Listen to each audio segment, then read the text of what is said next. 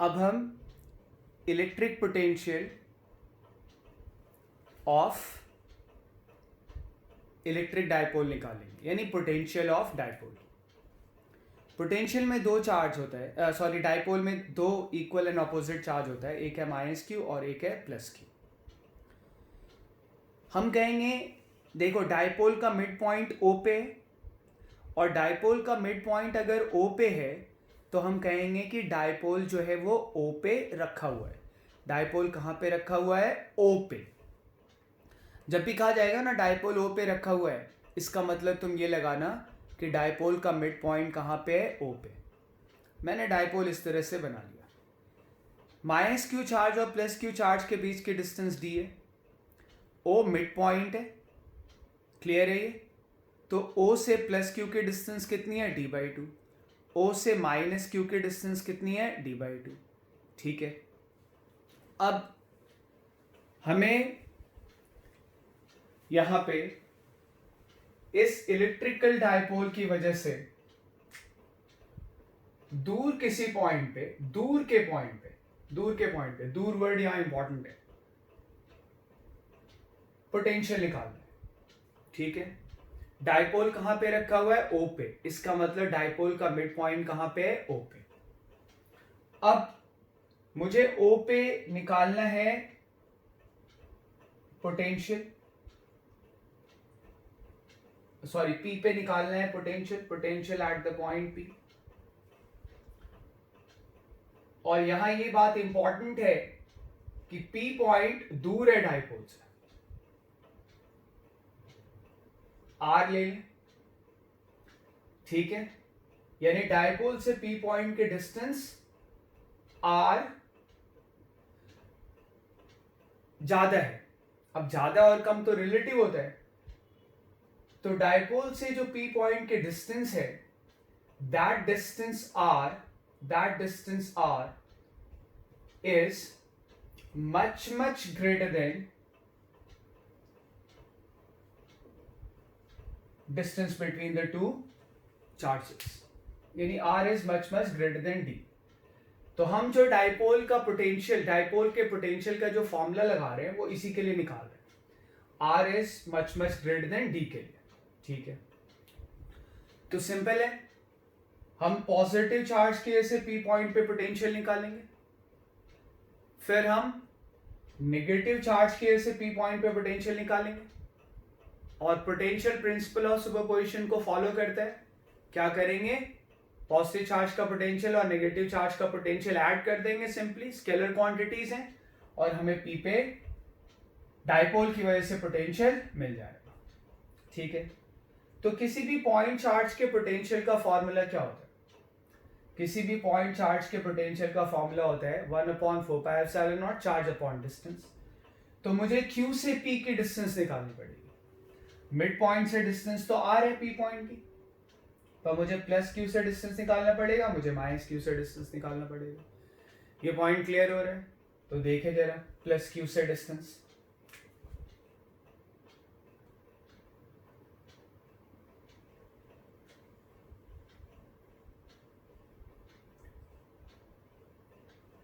ये हो रहा है पॉइंट क्लियर? तो देखो, इसको हम A बोल देते हैं, इस पॉइंट को B बोल देते हैं, और इसको तो O हमने ऑलरेडी बोला। तो जरा ध्यान से देखो कि OP लाइन और BP लाइन, OP लाइन और BP लाइन, दे आर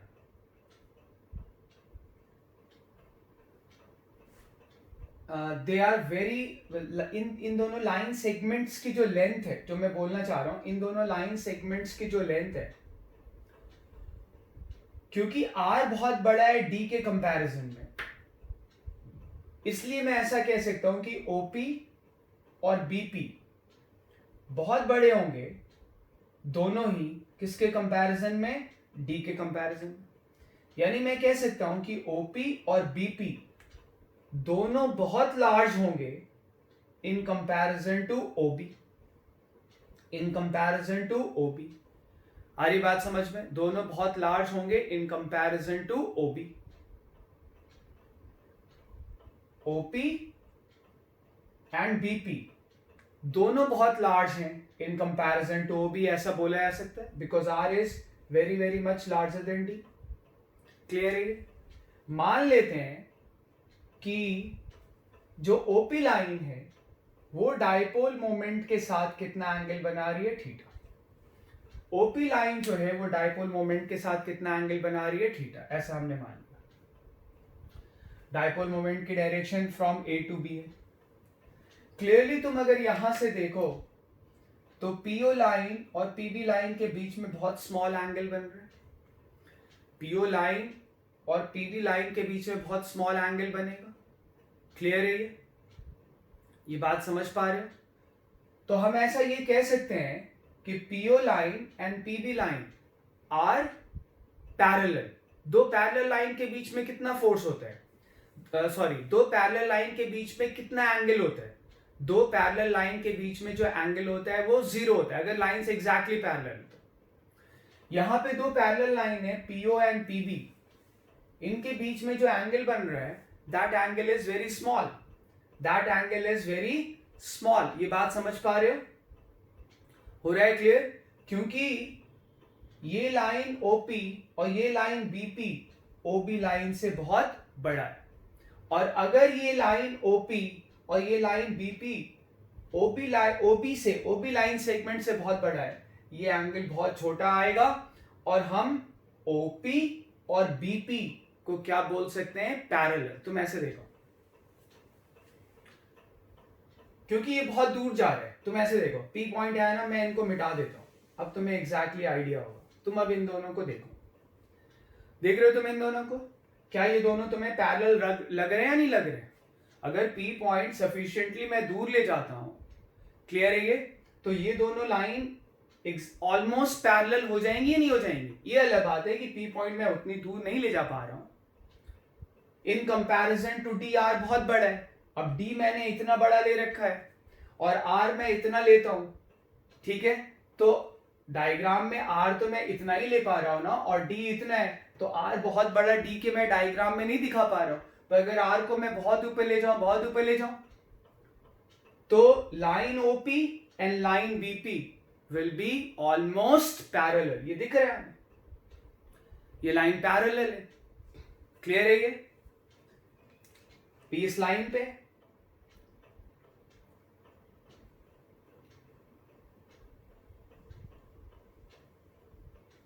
इस लाइन पे बीपी इस लाइन पे आया था। यहां देखोगे तो तुम्हें उतना पैरेलल नहीं लगेगा, तुम्हें लगेगा कुछ एंगल है, पर वो एंगल बहुत स्मॉल है। क्लियर है ये? तो हम कह सकते हैं कि as OP and BP, as OP BP and AP are all very very much greater than D, we can assume that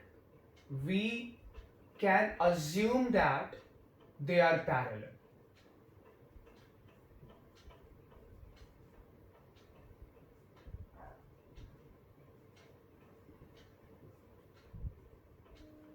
We can assume that they are parallel. हम बोल सकते हैं इसको ऐसे, ठीक है?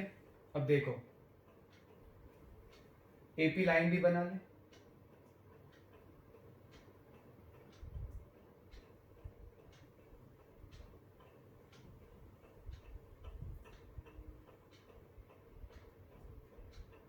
ये हमने बना लिया AP लाइन, ठीक है? और उधर मत देखो, यहां तक तुम देखो, क्या तीनों लाइन पैरेलल लग रही हैं? बिल्कुल। अगर मैं P को बहुत दूर बनाता तो तुम्हें बिल्कुल एग्जैक्टली ये क्या दिखाई देता? पैरेलल। ठीक है? या अच्छा, अब OP और BP पैरेलल लाइंस हैं। OP and BP are parallel lines. मैं एक काम करता हूं कि इनको एग्जैक्टली पैरेलल बना लेता हूं, एग्जैक्टली पैरेलल बना के तुम्हें दिखाता हूं। ये P पॉइंट आया, ये O है,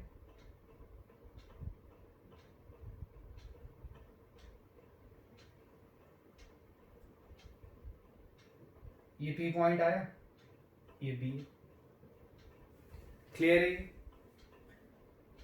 तो ये मैंने एग्जैक्टली पैरेलल बना लिया। P पॉइंट एक ही है पर दो बना दिया, जिससे कि हम इसको एग्जैक्टली पैरेलल दिखा पाए और कुछ एक आध पॉइंट अच्छे से समझ पाए। अब देखो, मैं यहां B वाली लाइन से, BP वाली लाइन से यानी छोटी वाली लाइन से OP वाली लाइन यानी बड़ी वाली लाइन पे परपेंडिकुलर डाल दूं। ये मैंने परपेंडिकुलर डाल दिया। क्लियर है? ये इसको C बोल दूं, इसको C बोल दिया। तो साफ साफ तुम्हें दिख रहा है कि BP and CP are parallel, BP and CP are parallel. ये बात समझ पा रहे हो? BP और CP पैरेलल है, ये बात तो मैं समझ, सॉरी वो तो पैरेलल नहीं, मैं कुछ गड़बड़ बोल रहा हूं। BP and CP are equal, BP and CP are equal, ये बात समझ आ रही है? अब तुम देखो, अगर मैं तुमसे कहता हूं कि what is the length difference, जैसे OP minus BP, OP minus BP, अगर मैं तुमसे ये पूछता हूं तो तुम क्या बोलोगे? तुम कहोगे OP को लिखा जा सकता है OC प्लस CP, और BP तो BP है ही, और CP और BP सेम है, सेम लेंथ के, कैंसिल हो जाएंगे। तो OP minus BP is equal to OC बोला जा सकता है। OP minus BP is equal to OC बोला जा सकता है। अच्छा, OP कितना लिया था मैंने? R। OP कितना लिया था? R, तो यहां लिखे R माइनस BP। तो BP कितना आ रहा है? R ऐसे ऐसे बोल देते हैं, R1 बोल देते हैं इसको। तो BP कितना आ रहा है? R माइनस OC, या कह लो R1 कितना आ रहा है? R minus OC। अगर मैं OC निकाल लूंगा तो R1 निकाल लूंगा। R1 निकालने की जरूरत क्यों है? क्योंकि मैं P पॉइंट पे पोटेंशियल लिखना चाह रहा हूं, तो मैं प्लस Q की वजह से पोटेंशियल लिखूंगा, मैं माइनस Q की वजह से पोटेंशियल लिखूंगा, और दोनों के पोटेंशियल को ऐड कर दूंगा। ठीक है? अच्छा देखो, ये OP लाइन है, ये वाली लाइन OP, और ये OB लाइन आ गई, दिस इज OB लाइन। ठीक, आ रही बात समझ में? ये OP लाइन, ये OB लाइन, यहां देख लो, ये OP लाइन, ये OB लाइन, और क्लियरली तुम देख सकते हो कि OB और OP के बीच का एंगल कितना है? Theta. This angle is theta, और ये एक राइट एंगल ट्रायंगल। तो यहां पे अगर हम देखें, इन ट्रायंगल OBC या OCB, इन ट्रायंगल OCB, तो क्लियरली हम कह सकते हैं कि भाई cos theta is equal to, cos theta is equal to, देखो थीटा के लिए ये बेस है OC अपॉन OB। ठीक है, हम बोल सकते हैं ऐसे, cos theta is equal to OC upon OB। ठीक है, अब देखो तुम, cos theta OC upon OB है, OC कितना आ जाएगा? OC आ जाएगा OB cos theta, and what is OB? OB is d by 2 cos theta, ये आ गया। तो OC आ गया d by 2 cos थीटा, और अगर OC d by 2 cos theta आ गया तो मैं यहां पे डेफिनेटली कह सकता हूं कि भाई मैंने R1 निकाल लिया। R1 कितना आया? R minus OC, and OC is d by 2 cos theta. R1 is r minus D by cos two theta. और फिर इसी तरह से तुम AP निकाल सकते हो, इसको R2 बोल दो, बिल्कुल ऐसे ही AP निकाल सकते हो। AP and OP are parallel, clearly तुम निकाल सकते हो इस चीज को, ये मैं तुम्हारे ऊपर छोड़ देता हूं। और क्लियरली जब तुम निकालोगे, और अगर तुम्हें नहीं आएगा निकालना तो मुझे बताना, पर सेम प्रोसीजर वहां पे लगाना है। तो R2 क्या आ जाएगा, R2 आ जाएगा R plus D by two cos theta, R plus D by two cos theta, जहां थीटा क्या है रिमाइंड करा देता हूं, थीटा है डाइपोल मोमेंट का ओपी लाइन के साथ एंगल, डाइपोल मोमेंट का ओपी लाइन के साथ एंगल। तो यहां पे मैंने R1 और R2 निकाल लिया, R1 R2 निकाल लिया, मतलब पॉजिटिव चार्ज से डिस्टेंस निकाल लिया और नेगेटिव चार्ज से डिस्टेंस निकाल लिया। अब अगर मैंने पॉजिटिव चार्ज और नेगेटिव चार्ज से डिस्टेंस निकाल लिया तो अब मैं क्या निकाल सकता हूं, अब मैं निकाल सकता हूं P पॉइंट पे डाइपोल की वजह से पोटेंशियल। ठीक है, P पॉइंट पे डाइपोल की वजह से पोटेंशियल। देखें, देखो जरा इसको, यहां पे मैं लिख सकता हूं potential at the point P, potential at the point P किसकी वजह से, डाइपोल की वजह से। ठीक है, पहले पॉजिटिव चार्ज की वजह से लिख लें, फिर नेगेटिव चार्ज की वजह से लिख लें और फिर ऐड कर दें। तो पॉजिटिव चार्ज की वजह से पोटेंशियल V प्लस बोल दें, नेगेटिव चार्ज की वजह से पोटेंशियल V माइनस बोल दें।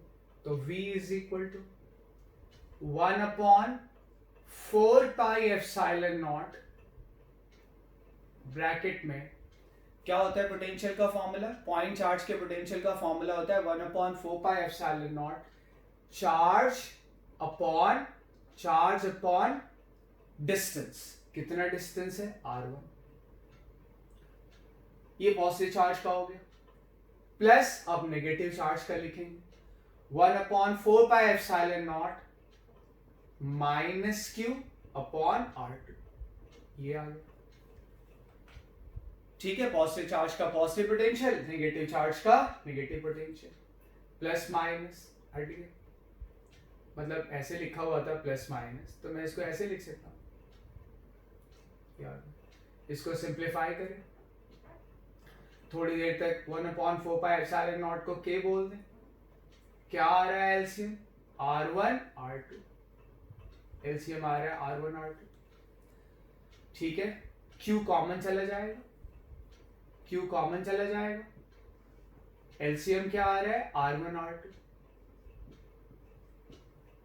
ऊपर क्या आ जाएगा R2 माइनस R1, ये आ रहा है। अब तुम देखो V इज इक्वल टू, यानी potential at the point P due to the dipole is equal to R2 minus R1, कर लो वहां R2 माइनस R1, कर सकते हो R2 माइनस R1, और R2 माइनस R1 करोगे तो आएगा D cos थीटा। और देखा जाए R1 इंटू R2 वो भी हो जाएगा, R1 into R2 A plus B into A minus B, यानी A square minus B square, D square by 4 cos square theta. तो V is equal to K into Q d cos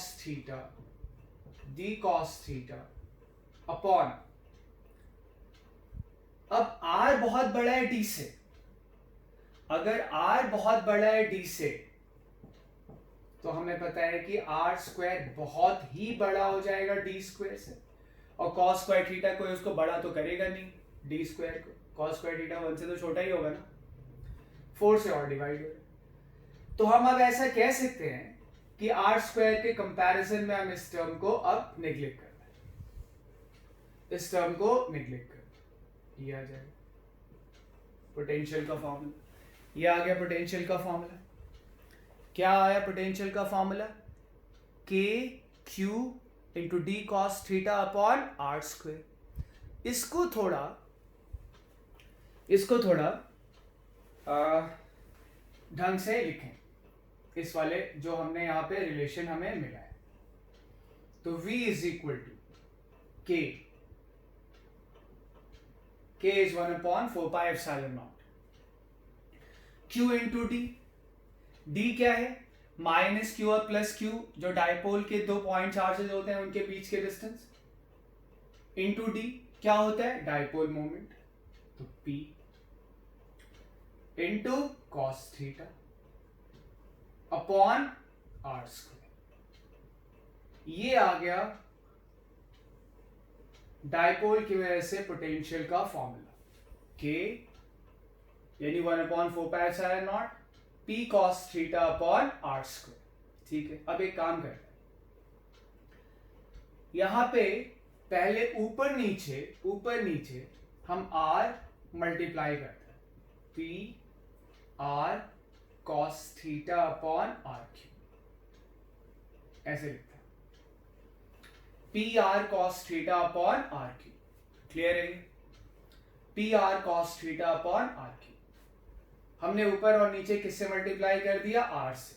अब देखिए जरा इधर, हमने ऊपर और नीचे R से मल्टीप्लाई कर दिया और यहां पे हम एक R वेक्टर डिफाइन कर लें, R वेक्टर जिसका टेल डायपोल पे है। जब मैं कहता हूं डायपोल पे है तो डायपोल कहां पे है, O पे। जब मैं कहता हूं डायपोल O पे है इसका मतलब डायपोल का मिड पॉइंट कहां पे है, O पे। ठीक है, तो O R वेक्टर हमने डिफाइन किया OP वेक्टर, यानी R वेक्टर का टेल कहां पे, R वेक्टर का टेल है डायपोल पे और हेड कहां पे, उस पॉइंट पे जहां पे हमें पोटेंशियल निकालना है। स्मॉल p और पॉइंट p वाले p में कंफ्यूज मत करना, ठीक है। ये स्मॉल p क्या डिनोट कर रहा है, डायपोल मोमेंट, जबकि पॉइंट p क्या डिनोट कर रहा है, वो जो पॉइंट है उसको डिनोट कर रहा है। p कैपिटल P क्या डिनोट कर रहा है, पॉइंट जहां पे हमें पोटेंशियल निकालना है। क्लियर है ये? तो R vector is equal to OP vector मैंने डिफाइन किया। तो क्लियरली तुम देखो डायपोल मोमेंट वेक्टर कौन सा वेक्टर है, डायपोल मोमेंट वेक्टर की डायरेक्शन किधर होती है, नेगेटिव टू पॉजिटिव।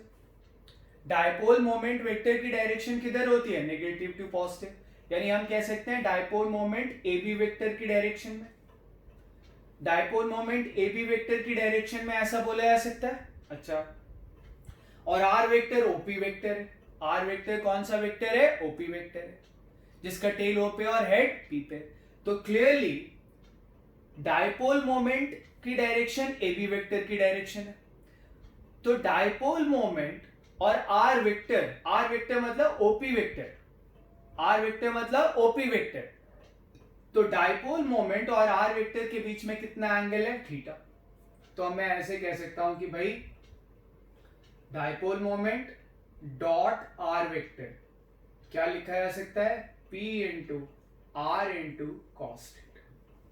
तो फॉर्मूला हम इसी फॉर्म में याद रखेंगे, पर ये भी देख लो क्या आ रहा है, P dot R is equal to P into R into cos theta आ रहा है इस तरह से। तो मैं पोटेंशियल का फॉर्मूला क्या लिख सकता हूं, अब मैं पोटेंशियल का फॉर्मूला क्या लिख सकता हूं, मैं फाइनली पोटेंशियल का फॉर्मूला लिख सकता हूं V, that is potential due to a dipole at a distance r from it is equal to K is 1/4πε0, चाहे तो लिख लें अब इसको 1/4πε0